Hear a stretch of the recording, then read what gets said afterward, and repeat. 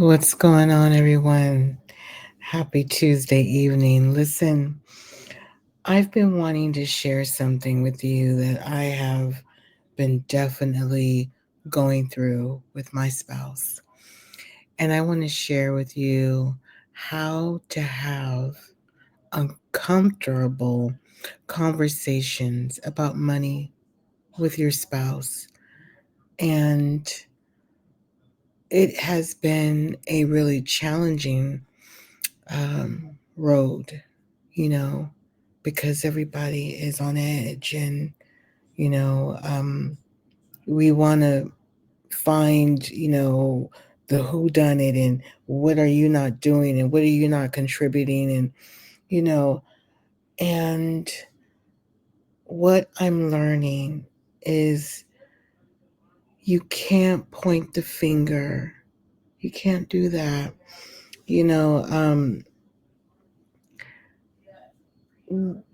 you and your spouse must maintain a healthy communication about your finances. I noticed choosing the right time to talk about it is really essential. Um, you got to share your feelings about, you know, what you're feeling. Are you feeling like, hey, um, something is not, you know, equally shared, or I feel like you're not, you know, I feel like you're not sharing what's going on. It's just,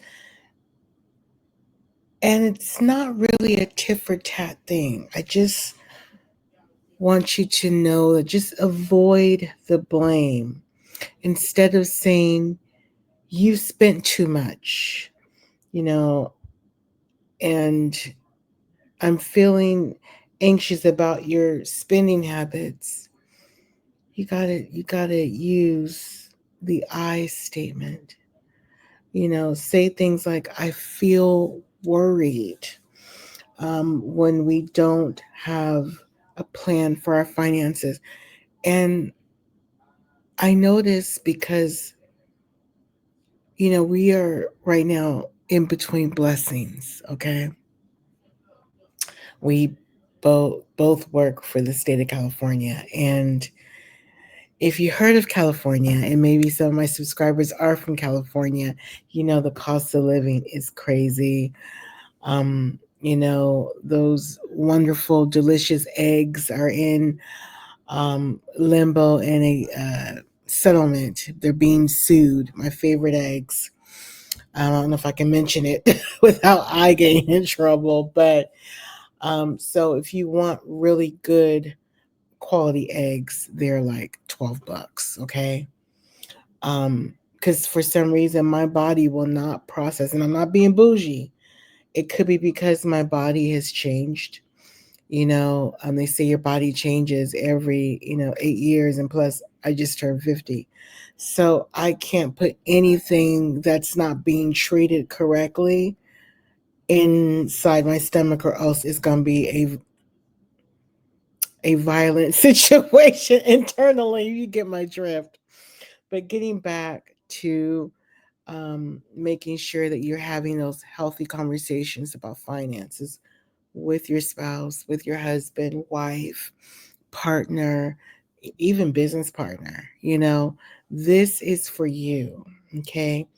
If you are struggling to find, ends meeting, this video is for you. And we're in this together. I'm not an expert.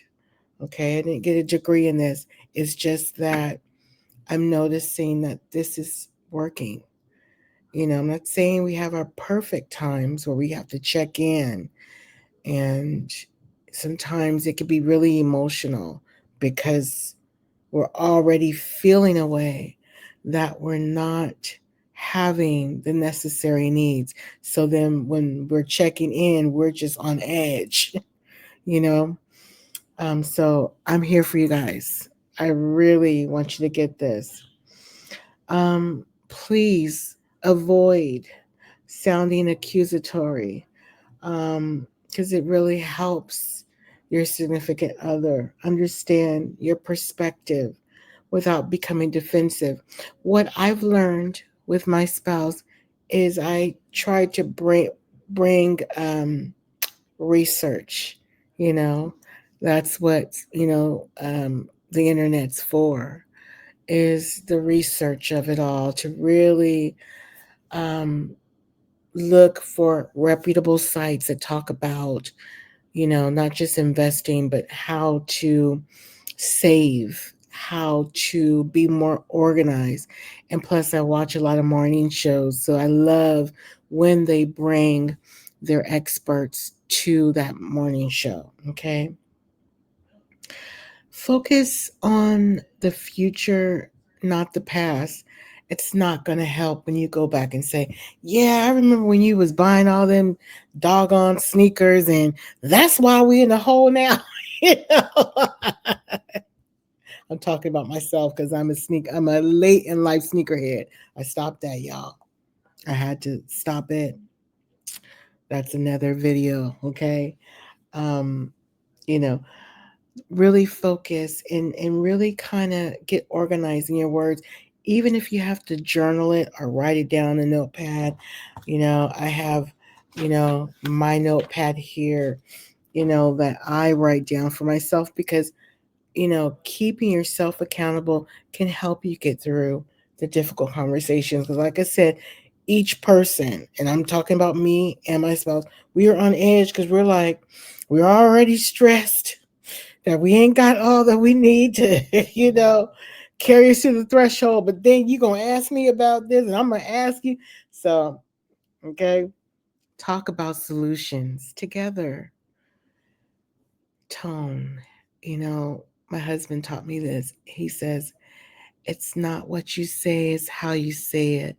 Make sure your tone is not, because I have, and I'm trying to break this habit, but sometimes my tone can be very teacher like. It can be mixed with authoritative, with a hint of sarcasm. And I don't mean to. It's just I'm passionate about what I'm saying. And there's times, don't get me wrong, I mean to, if I feel like I'm, reading you for Phil, you know. But, you know, I definitely I've been working on that, okay? But yes, talk about solutions and goals moving forward, focusing how you can work together to improve your financial situation. This can help both of you feel empowered because what I'm learning to do is also in our discussion talk about um, the negative part of me when it comes to finances. Because one thing you don't want to let your partner, your spouse, wife, husband, business partner, let them feel like they're alone. You know, sometimes even if it ain't real, it's really mostly them. Okay, make something up like I did. Just saying. Even though I'm not saying that I'm perfect, I'm just saying sometimes, and I'm not. I'm not saying that I do that, but I notice sometimes I can help. And listen, I got a lot to learn still, you guys. I'm just sharing with you the essentials. We're on this journey together, so don't feel bad. Be ready to listen. Invite your spouse's perspective because you don't want to just, you know, even if you have that ego, because I have this too, where you really think, what, my plan is going to be better than yours. This is how we should do it. We can't approach it that way. Okay. We need to invite our spouse's business partner, wife, husband's perspective together. Ask how they feel about, their financial situation. Like, hey, like, say, babe, how do you feel about yours? yours. Because, and even if you think yours is better, still say, I'm thinking I can, use a little tweak, a little fine tuning on being more responsible. And that's where you give your spouse the okay to say, you know what, babe, I got to be honest with you. And he or she may say, you know what, I need some fine tuning too. It's important to listen with empathy. I'm an empath. So, what I'm learning as an empath to also have still your empath spirit, but also be stern and transparent in what you're trying to say. Understand underlying fears or concerns. Money discussions often reveal deeper issues, okay, such as fears of financial insecurity or different priorities. Now, as you see, I'm a female, and I am really big on this. I don't believe in emasculating a man, making him feel less than, even if he doesn't know how to convey or how to communicate what he's thinking or feeling. There's no wrong or right way, okay? Because, you know, I don't know what it is to be a man, but I know that men carry so much in here and in here because they want to do so much for the family. But if they are in a corner and their back is against the wall and they're like, oh my God, I don't know what to do. So then they hide their fears and then it just gets out of hand because we're not talking and we're both on edge and we're both, and the woman, me, I'm feeling like, why is he hiding? Maybe I should hide and maybe I should, and two wrongs don't make a right. You know what I'm saying? But do collaborations on financial plans that both um, of you, can agree on, whether it's, saving for an emergency fund. Okay. There is this really amazing person that I used to watch, Suze Orman. Incredible. I don't know if she's still, sharing ways of saving and, IRAs and different things. I'm sure there's more accounts. This is years ago. There's probably more products that she rolls out if she's still doing it. But she used to be on Oprah helping people. And, she used to always say, you should always have an emergency fund. Always. Have at least 6 months save. And I'll put alleged there just in case I'm saying it wrong because I don't want her to, it's been a while. But I want to say it's good to always have 6 months saved, or just if you just start throwing something 20, 40, 100 a paycheck, whatever you can do, just put it in somewhere, bank, safe deposit box. I used to do that because that way it wasn't easily accessible. Or that new um, folder, that pink folder that's been on social media, on TikTok and places. I have one where you can just start. It's an organizer, and then I think it'll equal out to 5,000 and some change. Right? I did a video on that, so um, that I need to pick up back doing that. This is a rough month after the holidays. Okay, especially when you have kids. That's a whole nother video. We're learning together. But collaborate on financial plans that both of you can agree on, whether it's saving, like I said, emergency fund, paying off debts. Oh my gosh. Um, or building, like I said, um, building a fund for saving up for a home because I do live in an apartment and I would love for my kids to be able to have a home in their name, you know, having a shared goal can bring unity. And that's where I am at with my husband. You know, we are at the stage where it's emotional for some reason for us to say, here's my account activity, and for him to reveal. That's where we are really, there's a fear there, I'm noticing. um Use data and not emotions when talking numbers. Focus on clear facts, factual, you guys. Income, expenses, savings, goals. This reduces the chance of an emotional argument. Let me tell you, when our voice inflections start to change, it's very stressful because you're already having anxiety about coming to the table about this. And you're feeling just scared. Like I said, you're feeling like, oh my God, I got to be held accountable. And then when someone brings something up, the voice is getting a little high. So let's just bring the data. Let's respect each other's values. Understand that each person may have different values when it comes to spending or saving, respecting those differences. We got to really respect how we do things.